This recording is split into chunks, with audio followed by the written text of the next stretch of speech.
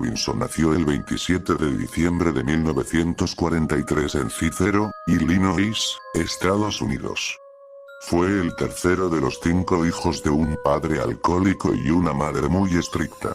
En 1957 se convirtió en un Eagle Scout, y se dice que viajó a Londres con un grupo de Scouts que realizó una exhibición ante la reina Elizabeth II.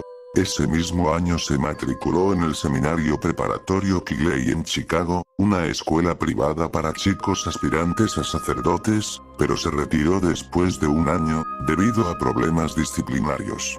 En 1961 se matriculó en el Morton Junior College en Cicero, para convertirse en un técnico radiólogo, pero se retiró después de 2 años. En 1964 se trasladó a Kansas City y se casó con Nancy Hollins, quien en 1965 dio a luz a su primer hijo, John, Jr., seguido de una hija, Kimberly, en 1967, y de los gemelos Christopher y Christine en 1971. Robinson fue arrestado por primera vez en Kansas City en 1969, acusado de malversación de fondos por $33,000 en el consultorio del Dr. Wallace Graham, donde trabajó como técnico en rayos X, trabajo que obtuvo usando credenciales falsificadas. Fue condenado a 3 años de libertad condicional. En 1970, Robinson regresó a Chicago sin el permiso o el conocimiento de su oficial de libertad condicional, y tomó un trabajo como vendedor de seguros en la R.B. Jones Company. En 1971 fue arrestado de nuevo por malversación de fondos de esa empresa y se fue de nuevo a Kansas City, donde se extendió su libertad condicional. En 1975 se amplió de nuevo después de otra detención, esta vez por cargos de fraude de valores y fraude postal en relación con una compañía falsa de consultoría médica, que él había formado en Kansas City. Durante este periodo, Robinson conservaba la imagen de un ciudadano modelo. Se convirtió en un pilar de su comunidad. Fue jefe de tropa en los Boy Scouts, entrenador de béisbol y maestro de la escuela dominical. En 1977 logró su ingreso a la junta directiva de una organización caritativa y consiguió una serie de cartas emitidas por el director ejecutivo, además de otra del alcalde de Kansas City, dirigidas a otros líderes cívicos, elogiando sus esfuerzos voluntarios generosos y alabándolo. Con el tiempo él mismo fue nombrado hombre del año de la organización y organizó un almuerzo de premiación festiva en su honor. En 1979, Robinson completó su condena a libertad condicional. Pero en 1980 volvió a ser detenido por múltiples cargos, entre ellos malversación y falsificación de cheques, por lo cual estuvo 60 días en la cárcel durante 1982. Después de su liberación, formó un falso negocio de hidroponía y estafó $25,000 de un amigo, a quien le prometió un retorno de inversión rápida para pagar la atención de la salud de su esposa moribunda. En este tiempo, comenzó a hacerles proposiciones sexuales a las mujeres de sus vecinos, lo que provocó una pelea con uno de los esposos. También afirmó que se había unido a un culto secreto sadomasoquista llamado Consejo Internacional de Maestros, y se había convertido en esclavista, cuyas funciones incluían atraer a las víctimas a las reuniones, para ser torturadas y violadas por miembros de la secta. En 1984, después de haber iniciado 2 compañías fraudulentas más, Robinson contrató a una mujer llamada Paula Godfrey, supuestamente para trabajar como representante de ventas. Godfrey le dijo a sus amigos y familiares que Robinson iba a enviarla de viaje a un lugar lejano, para tomar cursos de formación. Después de no saber nada más sobre ella, los padres de Godfrey presentaron una denuncia de persona desaparecida.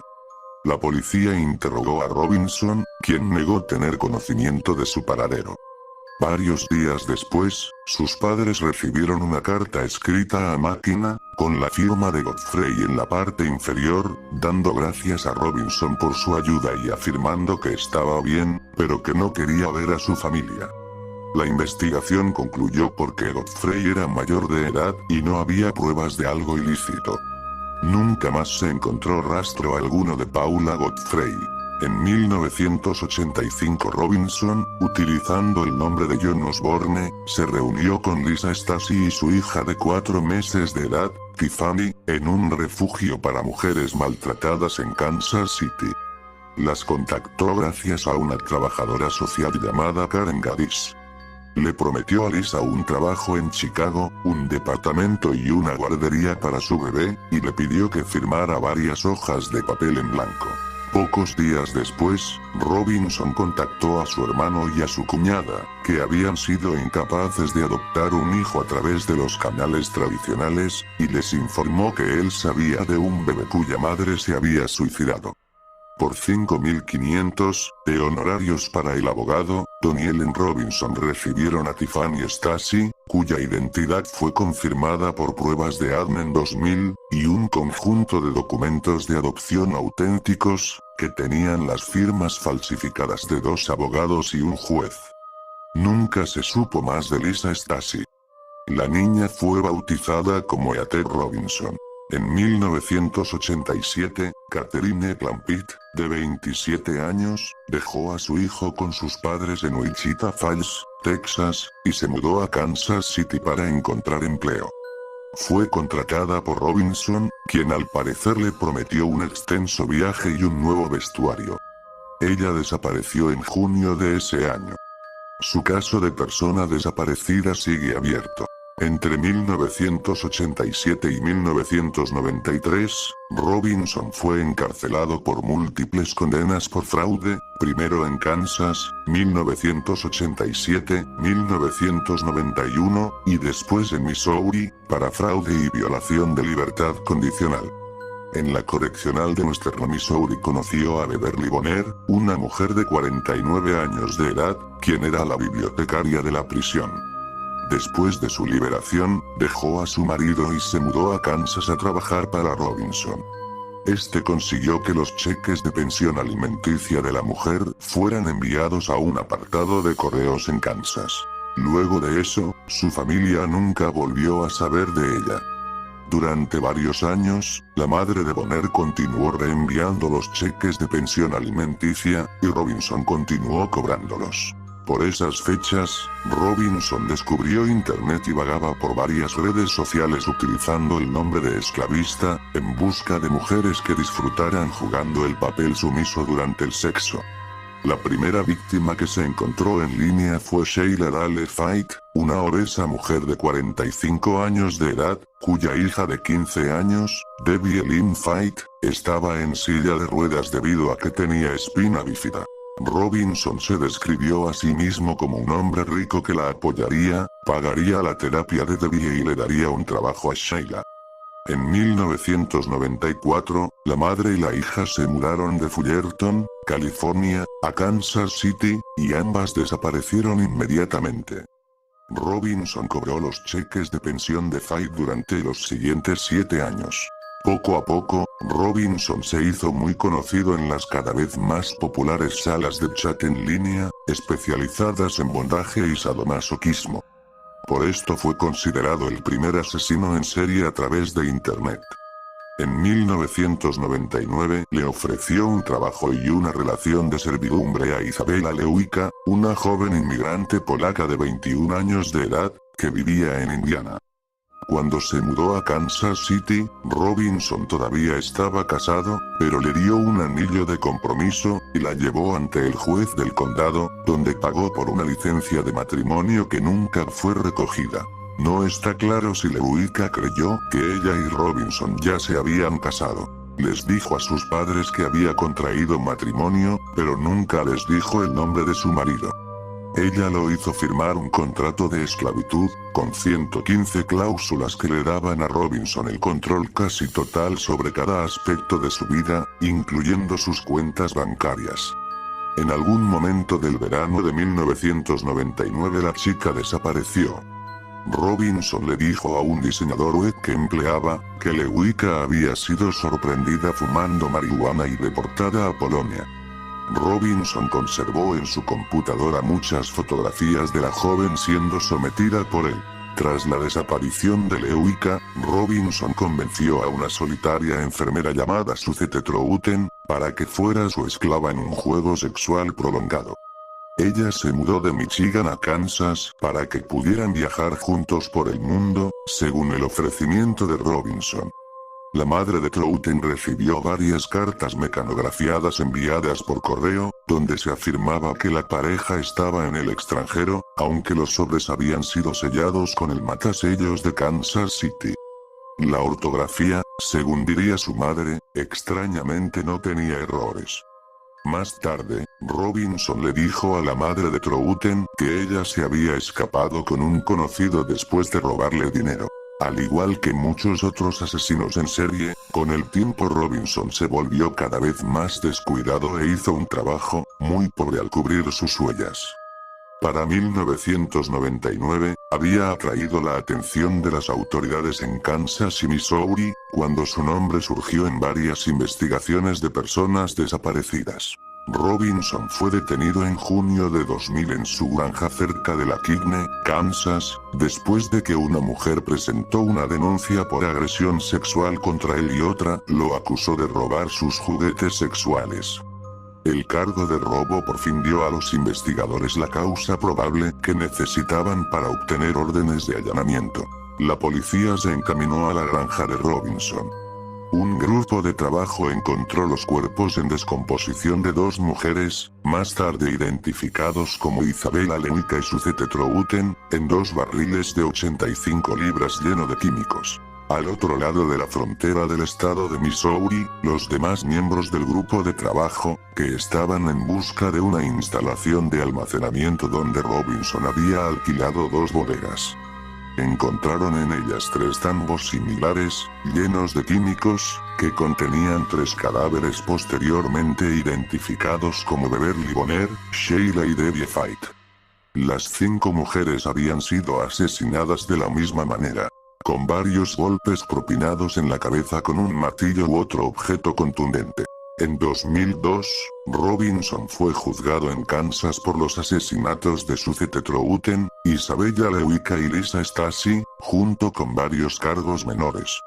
Tras su condena por todos los cargos, fue sentenciado a muerte por los asesinatos de Trouten y Leuika, y a cadena perpetua por la Stasi, ya que ella murió antes de que Kansas restableciera la pena de muerte.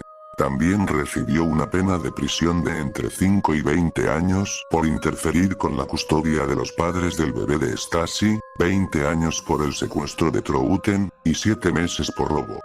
Sin embargo, Kansas no ha ejecutado a nadie desde el restablecimiento de la pena de muerte en 1986. Después de sus condenas en Kansas, Robinson enfrentó cargos adicionales por asesinato en Missouri, con base en la evidencia descubierta en ese estado. Missouri fue mucho más agresivo en su búsqueda de la condena y la pena capital, y los abogados de Robinson estaban ansiosos por evitar un juicio allí.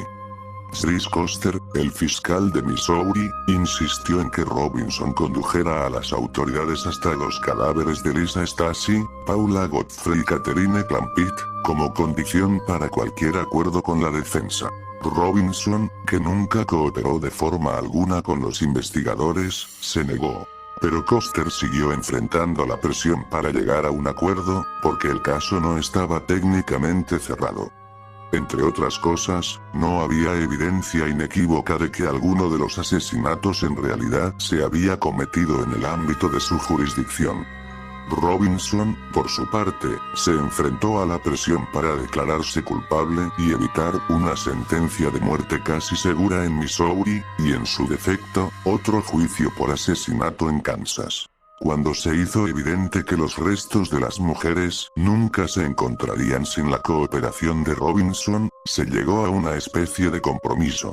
En una declaración cuidadosamente redactada en octubre de 2003, Robinson reconoció únicamente que Koster tenía suficientes pruebas para condenarlo por homicidio a causa de la muerte de Godfrey, Clampett, Bonner y Las Fight. A pesar de que su declaración era técnicamente un reconocimiento de su culpabilidad, y fue aceptada como tal por el Tribunal de Missouri, los observadores señalaron que se trataba sobre todo de un documento carente de contrición o arrepentimiento. Recibió una sentencia de cadena perpetua sin posibilidad de libertad condicional, por cada uno de los 5 asesinatos. En 2005, Nancy Robinson solicitó el divorcio después de 41 años de matrimonio, citando diferencias irreconciliables e incompatibilidad. En 2006, E.A.T. Robinson, la hija de Lisa Stasi vendida por Robinson, entabló una demanda civil contra el Truman Medical Center en Kansas City y contra la trabajadora social Karen Gaddis. En ella, acusa de Gaddis de poner a Robinson en contacto con Linda Stasi y su hija recién nacida, después de que él le dijo que representaba a una organización de caridad que proporcionaba asistencia a las madres solteras de bebés blancos. En 2007, E.A.T. Robinson y el hospital llegaron a un acuerdo por una suma no revelada, que Robinson dividió con su abuela biológica, Patricia Sylvester. E.A.T. Robinson ganó un segundo juicio en 2007, para evitar que Robinson se beneficie de las ventas de libros sobre él o los derechos para hacer películas sobre su historia. En 2006, se encontró el cadáver de una mujer joven metido en un barril en una zona rural de Iowa, donde Robinson tenía un socio de negocios. La identidad de la víctima nunca se averiguó. Los restos habían permanecido en aquel contenedor durante más de 20 años. Se especuló mucho sobre la posible participación de Robinson. Un investigador afirmó: ha mantenido el secreto acerca de lo que hizo con las mujeres. Nunca lo dirá, es el último control que él tiene. Probablemente existen otros barriles esperando ser abiertos, otros cadáveres esperando ser descubiertos. Robinson permanece actualmente en el corredor de la muerte en el Centro Correccional del Dorado, en Kansas, y podría convertirse en el primer preso ejecutado por inyección letal en ese estado.